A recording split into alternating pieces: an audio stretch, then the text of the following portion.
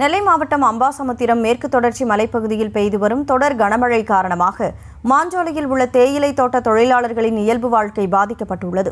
இதுகுறித்த கூடுதல் விவரங்களோடு செய்தியாளர் குருச்சரண் இணைப்பில் இருக்கிறார். குருச்சரண், வணக்கம். முழு விவரம். வணக்கம்.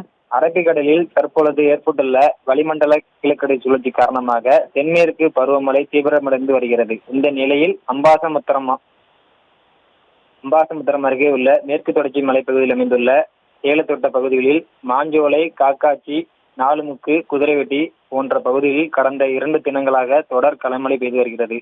ஏலத்தோட்ட பகுதிகளில் விடாமல் தொடர்ச்சியாக கனமழை பெய்து வருகிறது. இதன் எதிரொலியாக தற்போதைய நிலவரப்படி நாலுமுக்கு பகுதியில் 69 மில்லிமீட்டர் மழையும், ஊத்து எஸ்டேட் பகுதியில் 72 மில்லிமீட்டர் மழையும் பதிவாகியுள்ளது.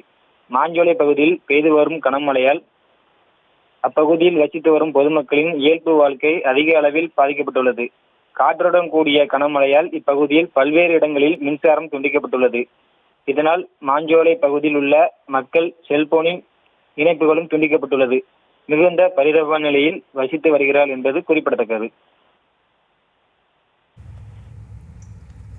விவரங்களுக்கு நன்றி குருச்சரண்.